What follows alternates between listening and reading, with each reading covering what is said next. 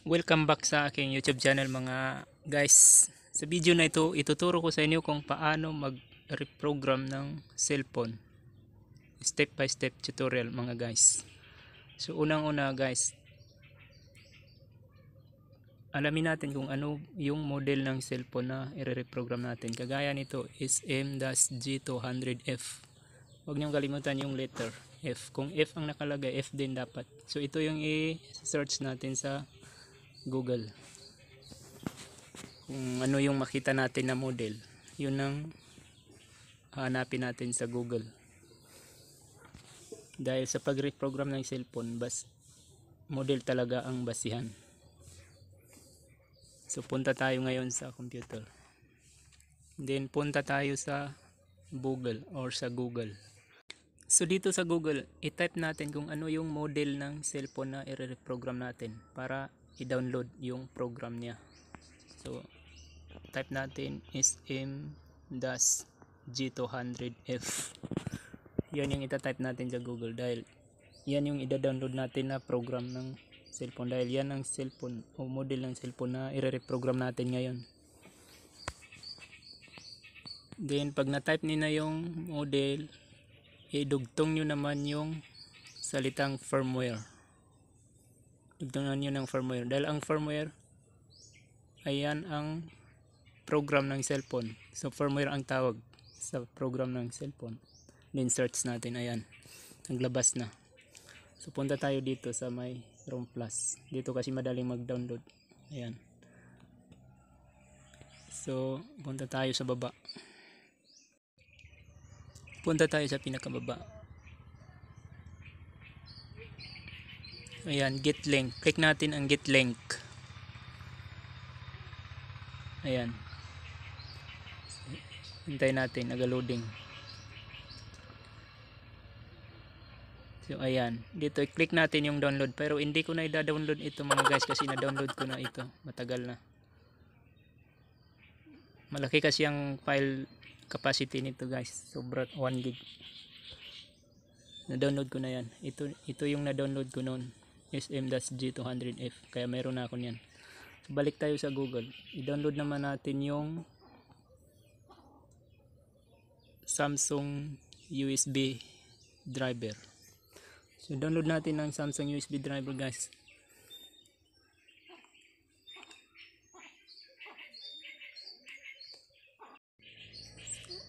Ang purpose natin sa Samsung USB driver guys, para ma-detect ng computer yung cellphone natin.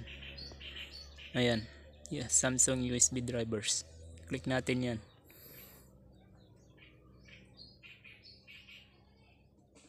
Ayan, so punta tayo sa baba. Pag hindi kasi na-install yung USB driver guys, hindi siya ma-detect ng computer yung cellphone na i-reprogram natin. Hindi siya mababasa ng computer. So i-download natin yung Samsung USB driver. Ayan, click natin. Ayan. So punta ulit tayo sa baba. Mahirap talaga kasi mag-download eh. Ang daming pasikot-sikot. So click natin yung download. Ayan. Click natin.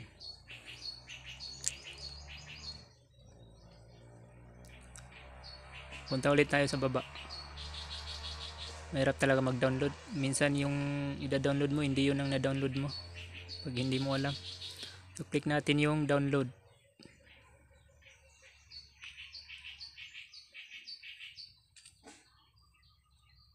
Yan. Hintayin natin nag-countdown. So ayun, nag-download na. Your download has started. So balik naman tayo sa Google para i-download naman natin yung Odin Tools.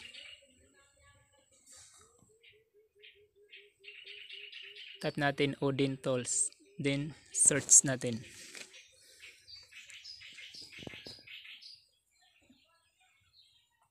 Search natin. Ayan. Magpili lang tayo, marami kasing Odin. Ayan. Punta tayo sa baba. Pili natin yung 3.13.1. Yan ang i-download natin. Kahit saan dyan, pwede nyo rin i-download. Pero ito ang gusto kong i-download. Ayan, nag-download na siya. So punta tayo doon sa download. Tingnan natin yung na-download natin. Ayan. So ilabas natin yung na-download natin. Yung Odin at saka yung USB driver. Ayan.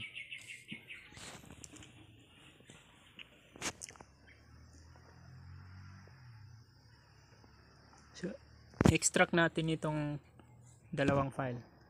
Ilabas natin sa desktop. Naka-WinRAR pa kasi.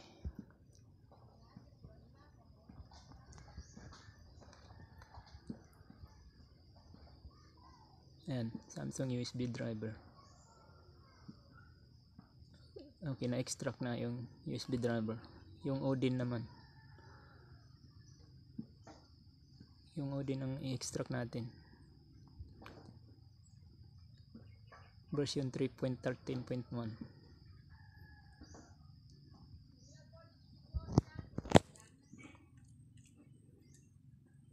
Ayan, extract na siya. So, alis na natin, itabi natin yung WinRAR. Ayan. So, install natin yung USB driver mga guys.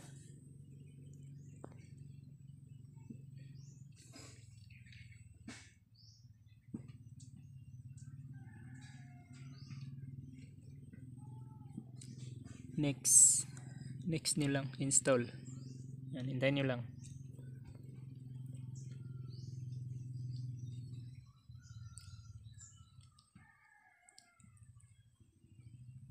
Finish. Click niyo yung finish. Ayan. So open naman natin yung Odin.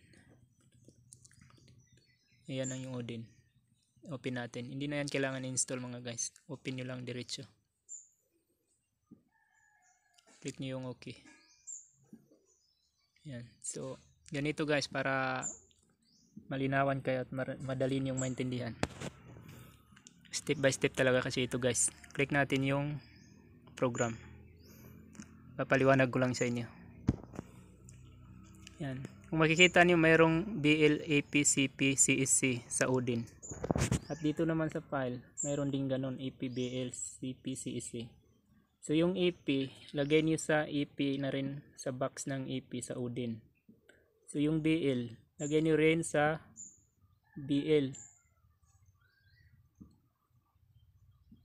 Yung CP naman, lagay niyo rin sa CP. Yung CEC na file, ilagay niyo rin sa box ng CEC ng Odin. So, paano ba ganito yan? X natin ito. X natin itong one. And then, click natin yung BL. Para i-load yung BL file doon sa program. Hanapin natin yung program. Ayun, is M-G200F. Open natin yan. Ayan. So, dahil BL yung binuksan natin doon sa Odin, BL din yung file na i-click natin din, i-open natin. Ayan. Ayan, so nalagay na siya doon sa box ng BL. So, click natin yung AP. So, AP rin dapat i-click natin. Ayan, open. Hintayin nyo lang dahil sa AP matagal yan siya mag-load. Kasi yan yung may pinakamalaking file size. Yung AP.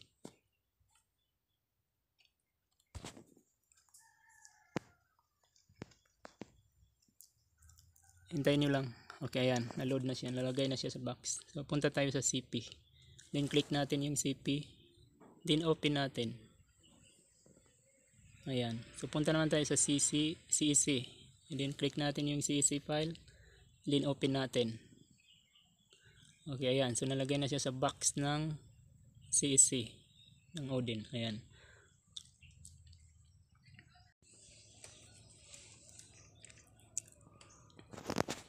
So, ready na yan siya guys. So, kunin natin yung cellphone. Ilagay natin ang battery.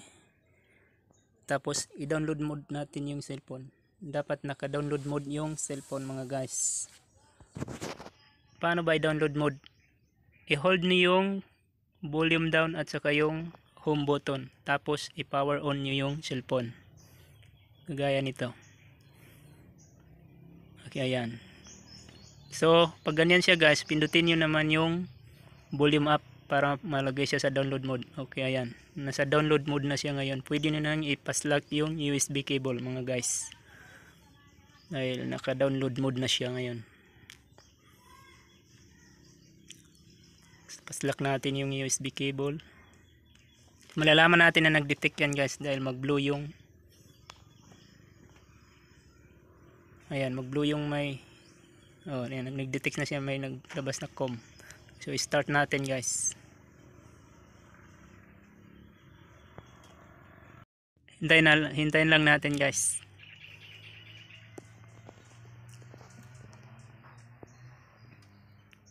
Ay sorry, nahulugan guys kaya nag-failed. Na-disconnect kasi kaya nag-failed, sorry. Pag na-disconnect kasi yan, mag-failed talaga yan. Pero ulitin natin guys. Tanggalin natin ang battery para i-download mode ulit. Ulitin lang natin. I-download mode natin ulit.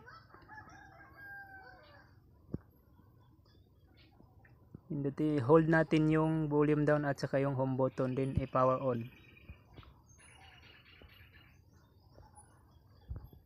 Ayan, then volume up para ma-download mode. Ayan, then paslak natin ulit yung USB cable. Ayan, nag-com na siya, ibig sabihin nag-detect na siya. Then start natin. Ayan, so hintayin na lang natin guys. Kasi program na siya, nag-reprogram na siya. I-reprogram na ng Odin yung cellphone natin. So hintayin lang natin dahil matagal siya diyan sa system.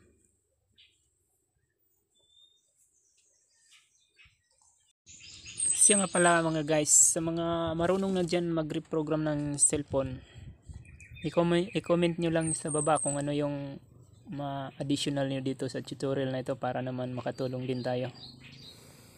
So sa mga hindi pa naman diyan marunong, subscribe lang kayo sa channel na ito kung gusto nyo pang matuto kung paano i-reprogram yung ibang brands or model ng cellphone tulad ng mga Cherry Mobile at iba pang brand ng cellphone. So kung may tanong kayo guys, i-comment nyo lang sa baba. Madali lang naman mag-reprogram ng cellphone mga guys, basta mayroon ka lang desktop or laptop at saka mayroon ka lang internet connection para mag-download ng program ng cellphone. So kapag natutunan mo na mag-reprogram ng cellphone guys, pwede kang magkaroon ng sideline kahit nasa bahay ka lang. Okay, ayan, tapos na siya. Restart na ang cellphone. Yan, automatic talaga mag-restart yung cellphone pag natapos na yan siya mag-reprogram guys. So hintayin nyo na lang.